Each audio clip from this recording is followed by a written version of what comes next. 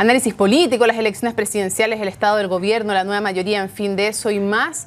Vamos a conversar este escenario, para eso nos acompaña el sociólogo Manuel Antonio Garretón. Muchísimas gracias por estar con nosotros en CNN Chile. Muchas gracias. A ver, estamos viendo un escenario presidencial ya desatado, francamente, a su juicio.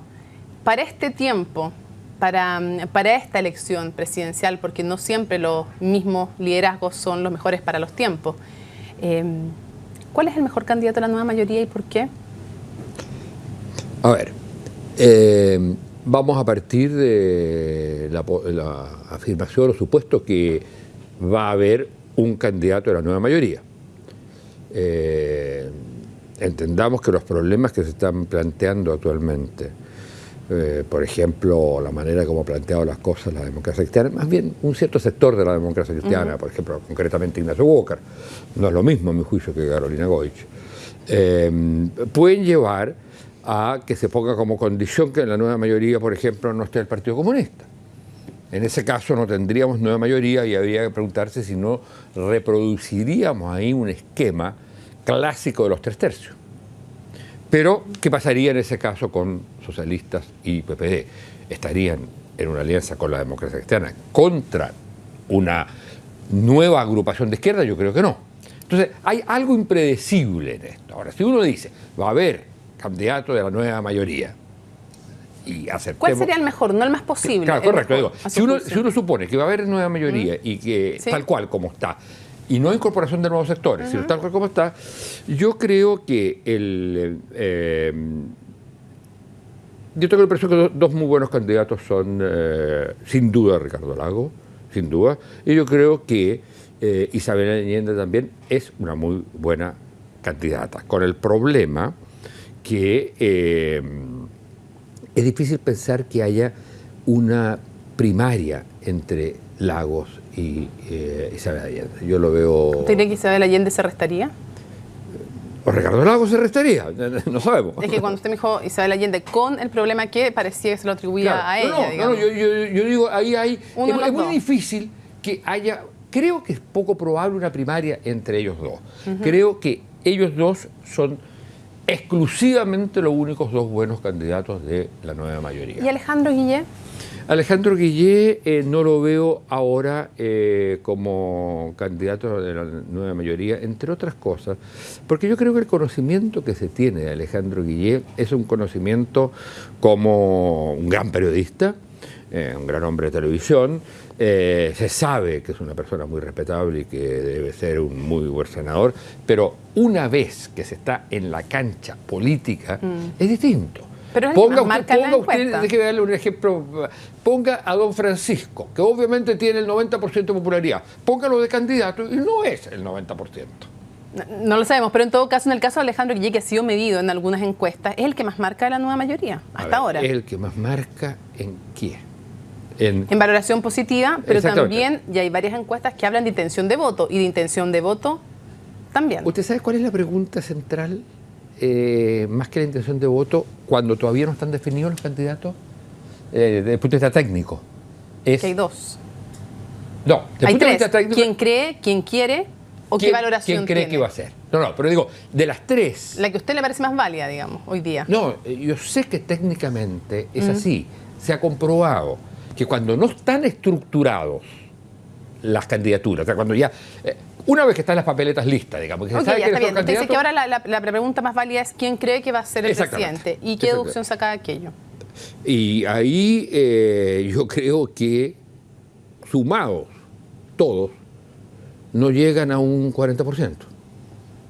Entonces, creo que hay... Ya, para usted el escenario está líquido entonces y cree que Alejandro Guillé definía las candidaturas. Nunca me ha gustado la palabra, bien. nunca me ha gustado por razones de mi profesión la palabra líquida. Ok, pero cree que todavía el escenario está abierto y que una vez que se definan los candidatos, Alejandro Guillé, ¿usted cree que no marcaría tan bien? Yo creo que no marcaría. No estoy hablando de mis preferencias, nada por el estilo. Yo creo que no. Yo creo que entre Guillé, Isabel Allende y Lagos no hay dónde perderse.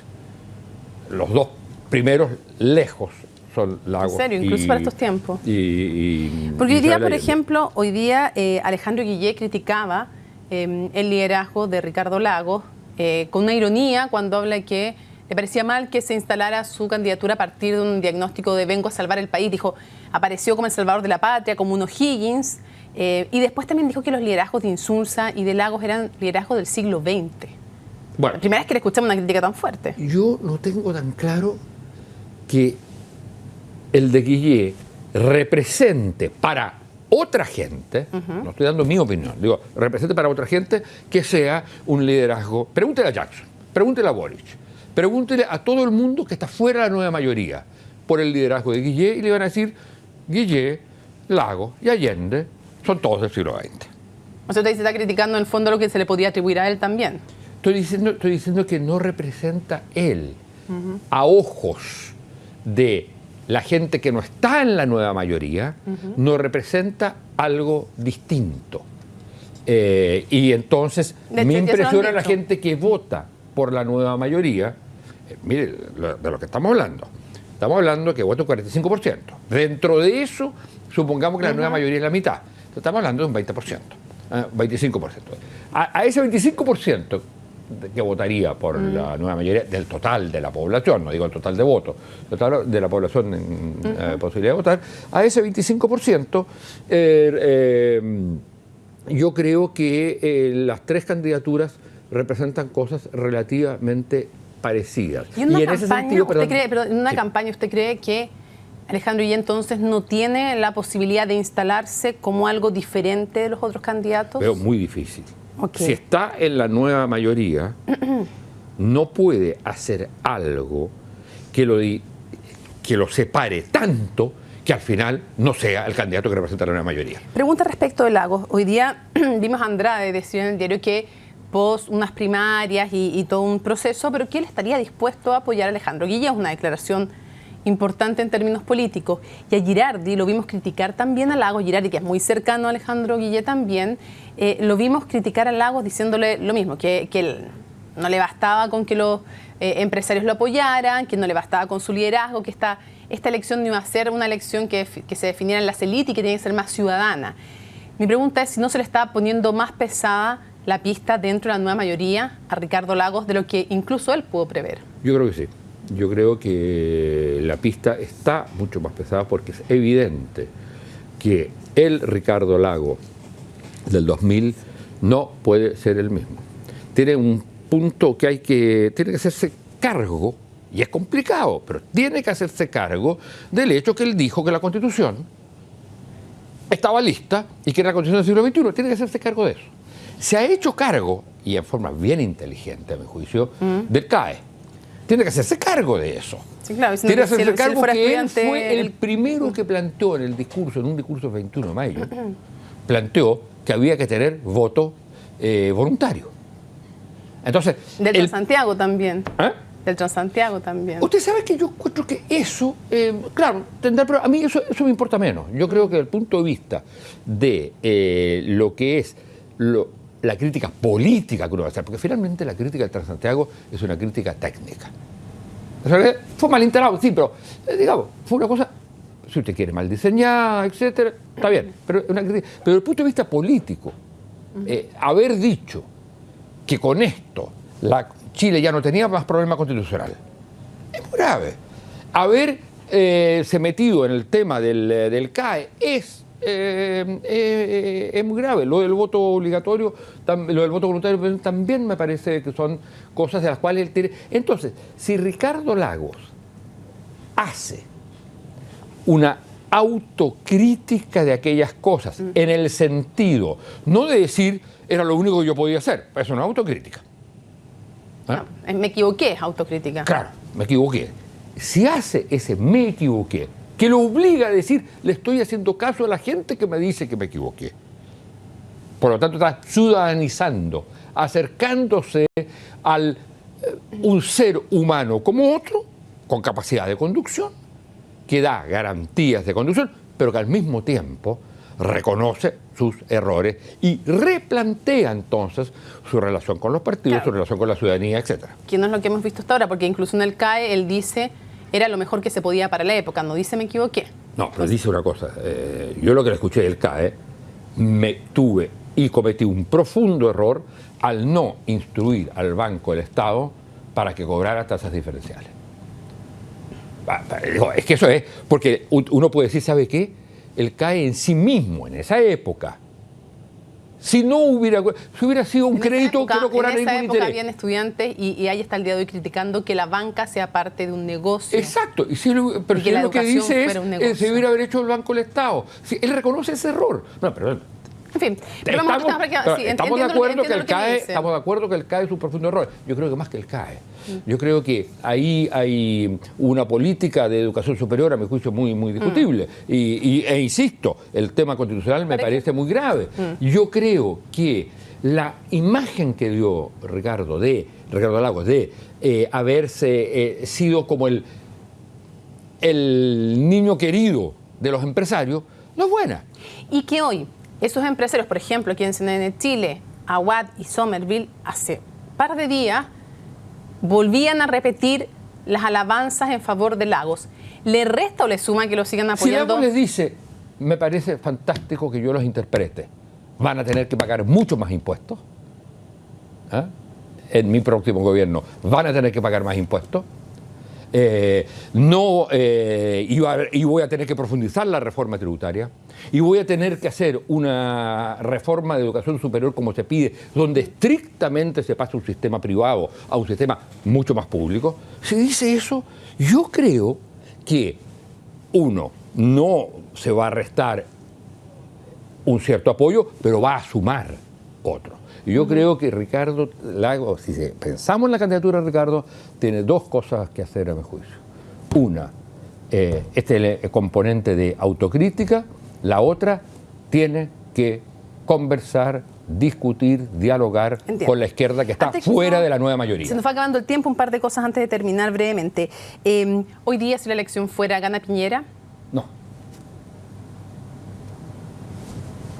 ¿Por qué? ¿De dónde sacan que va a ganar Piñera? No, de que tiene 3 veces el apoyo de los otros candidatos, aunque sea con un 14%. Tiene un 20%. Sí, y menos, incluso en algunas encuestas. Claro. Pero no, yo creo que no gana. Pero usted se da cuenta que es una opinión que no vale nada. Porque usted me dice, creo que no gana. ¿Y él cree usted que es el mejor candidato que tiene la Chile Vamos?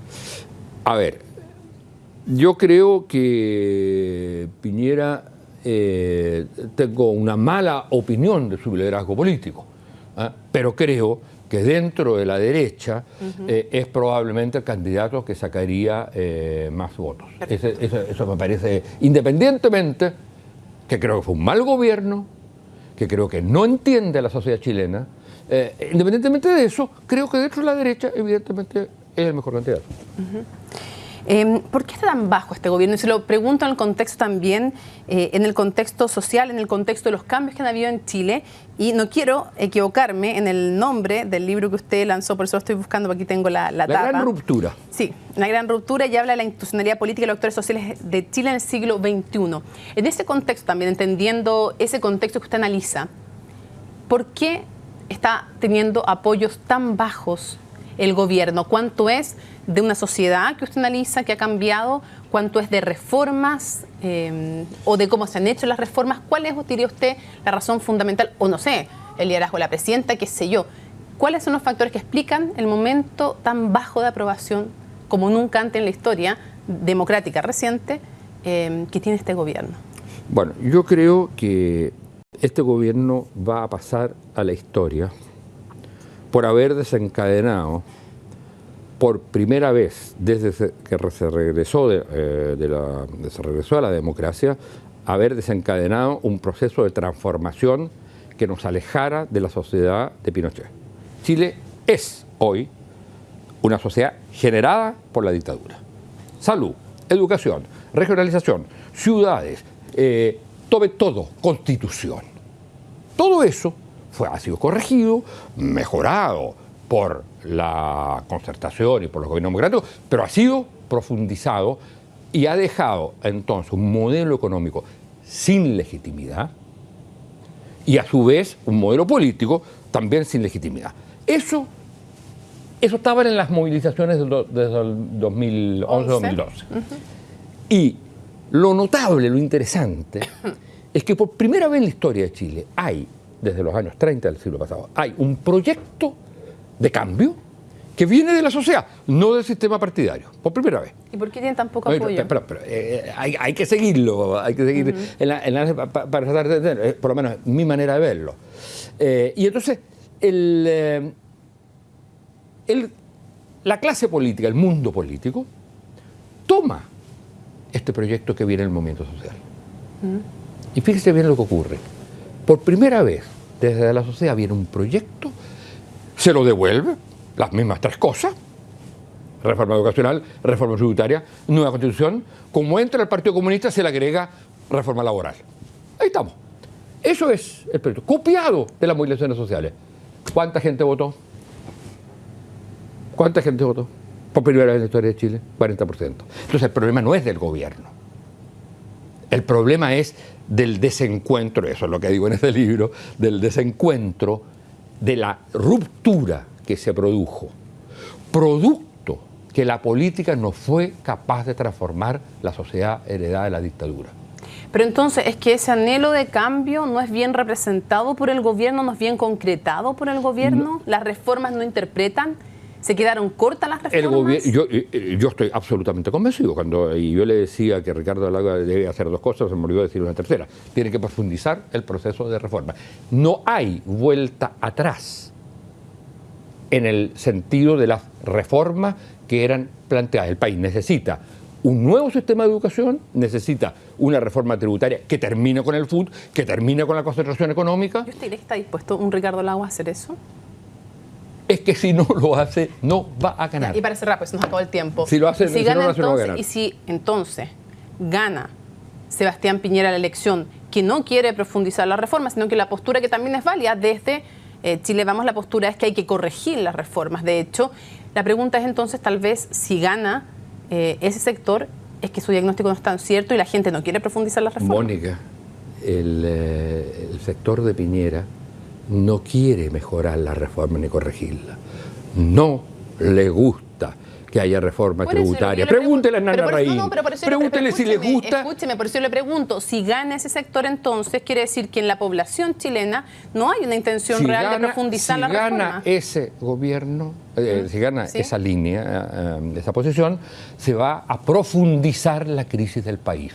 Se va a separar más la política de la gente. ¿Pero por qué? Si gana ese sector, quiere decir que a lo mejor la gente no quiere profundizar la reforma. Estamos hablando que va a ganar un sector que representa a un 20% del total. Entonces, lo mismo que va a pasar.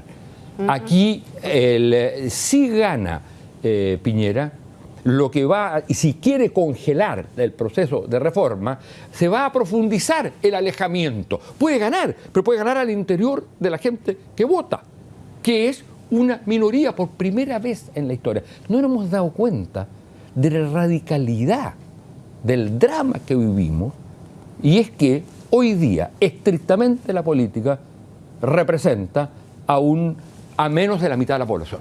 Y eso es muy grave. Manuel Antonio Garretón, muchísimas gracias por habernos acompañado en CNN Chile. Que esté